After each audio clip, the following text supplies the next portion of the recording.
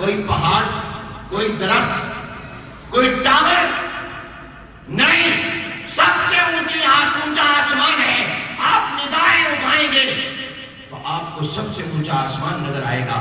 اللہ اپنے محبوب کو آسمانوں پر لے گیا، اور اس آسمان اور بادل پر ہی نہیں جو مجھے اور آپ کو نظر آتا ہے، اس سے اوپر دوسرے پر، تیسرے پر، چوتھے پر، پانچویں پر، چھٹے پر، ساتویں آسمان پر، سدرۃ المنتہا پر، عرش معلیٰ پر لے گیا۔ اللہ کیوں لے گیا؟ کیوں اتنا لے جا رہا ہے؟ اللہ کہتا ہے میں بتانا چاہتا ہوں کہ تمہیں نظر آنے میں سب سے اونچے آسمان نظر آتے ہیں، اور تمہارے خیال میں سب سے اونچا میرا عرش اور سدرۃ المنتہا ہے، لیکن جس کو میں آسمانوں سے بھی اوپر اور پاؤں کے نیچے آسمان رکھ رہا ہوں، اس کے پاؤں اوپر ہے، آسمان نیچے ہے، دوسرا آسمان اس کے پاؤں کے نیچے، تیسرا آسمان اس کے پاؤں کے نیچے، چوتھا آسمان اس کے پاؤں کے نیچے، پانچواں آسمان اس کے پاؤں کے نیچے، چھٹا آسمان اس کے پاؤں کے نیچے، ساتواں آسمان اس کے پاؤں کے نیچے، سدرۃ المنتہا اس کے پاؤں کے نیچے، اور وہ سب سے اونچا اڑتا جا رہا ہے۔ بتانا چاہتا ہوں کہ آسمان سب سے اونچا ہے، مگر جو اس سے بھی اوپر جا رہا ہے اس سے بھی اونچا ہے۔ علامہ اقبال نے کہا تیری معراج کہ تو لوح قلم تک پہنچا، تیری معراج کہ تو لوح قلم تک پہنچا، میری معراج کہ میں تیرے قدم تک پہنچا۔ اللہ نے ساری بلندیاں میرے پیغمبر کے پاؤں کے نیچے رکھی ہیں۔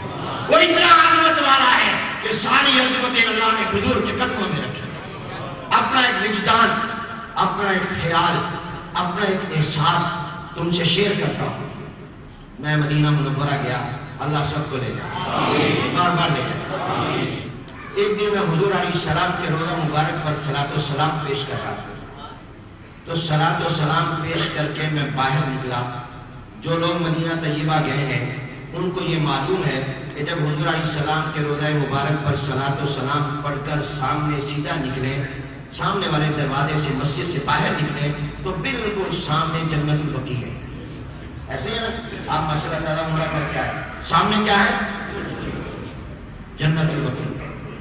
پہلے جہاں بازار مکان ہوتے تھے، اب حکومت نے سب ہٹا دیا، اب وہ سیدھی نظر کس پر پڑتی ہے؟ جنت البقیع۔ یہ جنت کا قبرستان ہے، اس کا نام ہی جنت کا ٹکڑا ہے۔ حضور علیہ السلام اپنے روضہ مبارک میں اس طرح آرام فرما رہے ہیں کہ حضور کے پاؤں جنت البقیع کی طرف، حضور کے جنت البقیع حضور کے پاؤں کی طرف ہے، حضور کا سر مبارک ریاض الجنہ کی طرف ہے۔ مسجد نبی کا ایک حصہ ہے جس کو ریاض الجنہ کہتے ہیں، جہاں سرخ ستون ہے، جس کے بارے میں حضور نے فرمایا یہ جنت کے ٹکڑوں میں سے ایک ٹکڑا ہے۔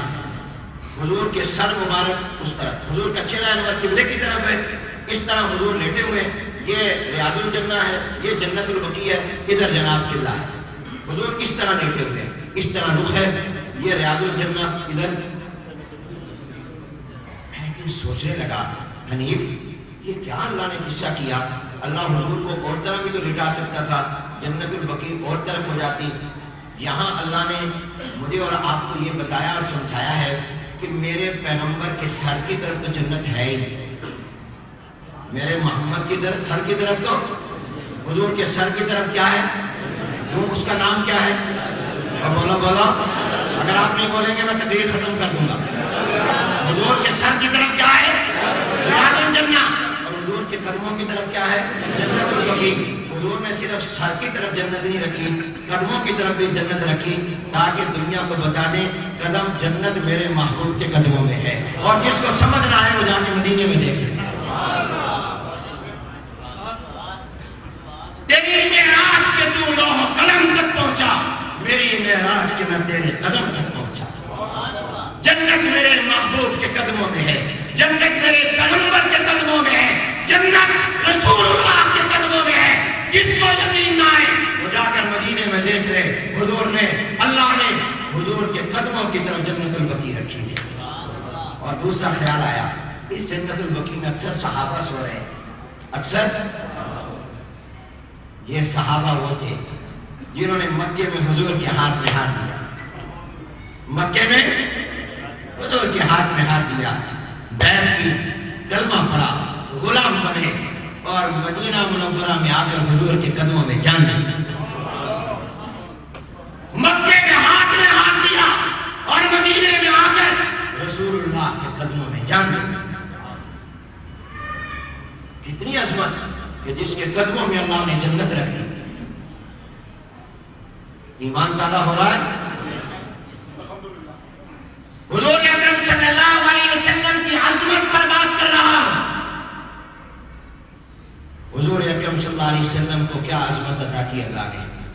میں باہر نہیں جاتا, کوئی قصے کہانیاں نہیں آپ کو سناتا, میں آپ کو قرآن سناتا. آئیے قرآن سے عظمت رسول کو دیکھیں. دوسرا پارہ ہے. حضور اکرم صلی اللہ علیہ وسلم شروع میں نماز میں رخ کرتے تھے بیت المقدس کی طرف. شروع اسلام میں نماز کدھر منہ کر کے پڑھنے کا حکم تھا؟ مسجد اقصی بیت المقدس کی طرف. حضور علیہ السلام بھی کرتے تھے, لیکن حضور کی تمنا, حضور کی خواہش یہ تھی کہ قبلہ بیت المقدس کی بجائے بیت اللہ بن جائے, مسجد اقصی کی بجائے مسجد حرام بن جائے. جس شہر مکہ میں پیدا ہوا اس میں جو اللہ کی رحمت کا مرکز ہے, یہ ہماری نماز کا اور عبادت کا قبلہ بن جائے. جس کو میرے جد اعلیٰ ابراہیم علیہ السلام نے بنایا, جس کو حضرت اسماعیل علیہ السلام جن کی اولاد سے میں پیدا ہوا انہوں نے بنایا, یہ میری نماز کا, مسلمانوں کی نماز کا قبلہ بن جائے. یہ حضور کی کیا تھی؟ دعا, تمنا, خواہش. خواہش تھی کہ نہیں تھی؟ بات سمجھ آ رہی ہے؟ اللہ نے یہ خواہش پوری کی. کیسے پوری کی؟ ذرا قرآن کو پڑھو. سبحان اللہ, کیا اللہ نے حضور کی عظمت بیان کی. قد نرى تقلب وجهك في السماء فلنولينك قبلة ترضاها. اللہ نے فرمایا میرے محبوب, میں نے آپ کا چہرہ دیکھا بار بار آسمان کی طرف اٹھتا ہے, وہی آ جائے, آرڈر آ جائے. اللہ کہہ دے تیری دعا قبول, تیری تمنا پوری, اور قبلہ بدل گیا, بیت المقدس کی بجائے بیت اللہ بنا دیا. اللہ کہتا ہے میرے محبوب میں نے دیکھا, وہ دعا کرتا ہے پھر آسمان کی طرف نگاہ بھی اٹھاتا ہے. قد نرى تقلب وجهك في السماء فلنولينك قبلة ترضاها. میں نے دیکھا آپ کا چہرہ اٹھ رہا ہے, بار بار اٹھ رہا ہے, تمنا ہے اللہ قبلہ بدل دے, اللہ قبلہ بدل دے, بیت المقدس کی بجائے بیت اللہ کو بنا دے. جس شہر مکہ میں پیدا ہوا اس میں جو تیری رحمت کا مرکز ہے, میری نماز کا قبلہ بنا دے. جس کو ابراہیم و اسماعیل نے بنایا اس کو میری نماز کا قبلہ بنا دے. اللہ نے دعا پوری کر دی, اللہ نے تمنا پوری کر دی, دعا قبول کر لی. لیکن قرآن میں صرف اتنا نہیں اتارا, میں نے قبلہ بدل دیا, میں نے تیرا قبلہ بیت اللہ کو بنا دیا. اگر اللہ اتنا کہہ دیتا تو کافی تھا. فَلَنُوَلِّيَنَّكَ الْقِبْلَةَ فَلَنُوَلِّيَنَّكَ الْمَسْجِدَ الْحَرَامَ فَلَنُوَلِّيَنَّكَ الْكَعْبَةَ. اپنا رخ کعبے کی طرف کر لو, مسجد حرام کی طرف کر لو, بیت اللہ کی طرف کر لو. اگر اللہ اتنی آیتیں اتار دیتا, بتاؤ کافی تھی کہ نہیں؟ کافی تھی نا. ہم نے قبلہ بدل لیا. آپ قبلے کی طرف منہ کر لیں, بیت اللہ کی طرف کر لیں, کعبہ کی طرف کر لیں. لیکن ہانگ کانگ کے عاشق رسول مسلمانوں ذرا غور کرو, اور جو قرآن کے حافظ ہیں وہ میرے ساتھ پڑھیں. قد نرى تقلب وجهك في السماء, جو حافظ نہیں ہیں وہ بھی پڑھیں. قد نرى تقلب وجهك في السماء فلنولينك القبلة, یا قرآن فلنولينك الكعبة, یا فلنولينك المسجد الحرام, یا نہیں فلنولينك قبلة.